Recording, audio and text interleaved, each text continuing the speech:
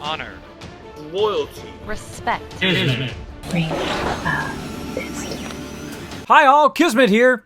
Want to become an awesome settlement overseer? Great! So now that you've mastered those basics and learned a bunch of those tips that are really going to help you, let's see some rebuilds from start to finish. This round, we're rebuilding Sunshine Tidings Co-op.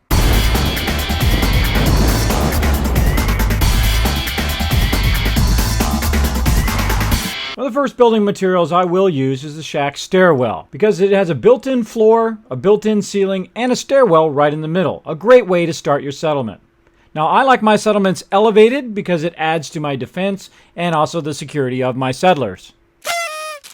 Now, make special note here that if I just hit E, I just get the bottom stairwell. But if I hold down E, I get both stairwells, and I can align both stairwells to the pre-existing building. From there, it's time to go up high and take a look and survey the area to get an idea of what you want to build. Now, I'm going to build it over the top of this barn right here. So first, I'm going to start with a shack upper floor. I do not use shack floors any longer. And I'm going to go ahead and fill in the rest of the foundation here with shack floors. I'm also going to be thinking about how I'm going to be doing the stairs on the other side. Now, one of the things you notice on this side is there's a gap between the bottom of the stairwell and the ground. And we're going to add in some small stairs so that the settlers can make their way up into the settlement.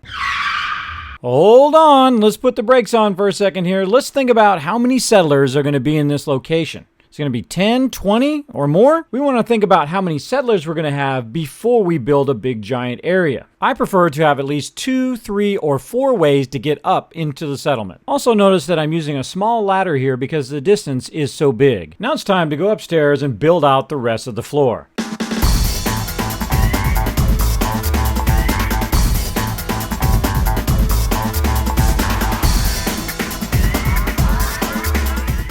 Floor done, time for walls. Notice here I'm using metal walls because that's an easier resource to get shipments of later in the game than wood. After I've got the walls in, the next thing I want to think about is how am I going to get up to the roof. So I go ahead and add a stairwell here. Now notice I have to fidget around with it a little bit. I'm actually going to store the other stairs out of the way, put that stair up there, and then put the other stair back again.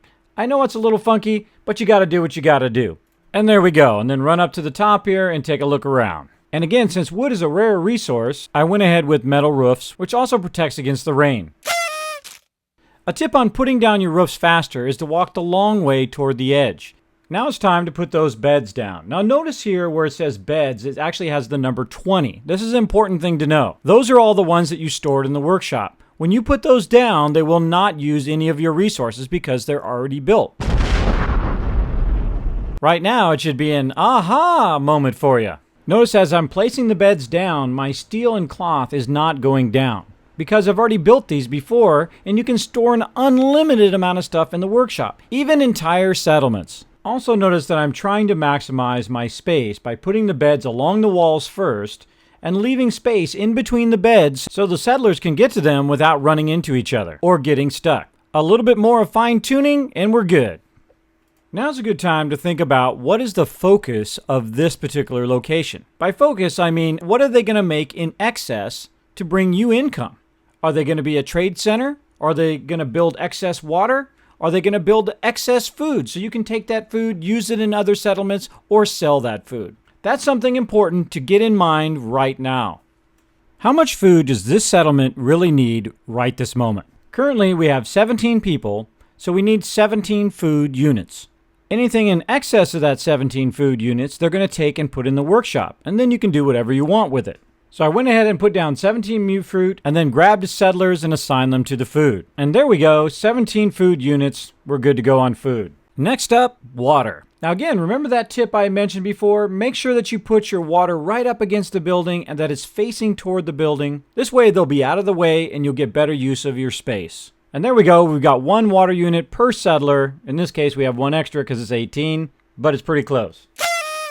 And that brings me to a great point. You don't want to have exactly the right amount. You want to have a little bit extra in case your food or water gets damaged. A great example here at another settlement, Grey Garden, I got attacked by death claws, and they damaged my mute fruit plants, so I had to walk through and repair them. So make sure you have that little bit extra just in case. Now, there is a massive amount of stuff you can learn about settlements, and we're going to be covering those in various guides along the way. Now, if you truly want to be an awesome settlements overseer, make sure to press that like button, share this video with your friends, because if you don't, it really upsets dog meat.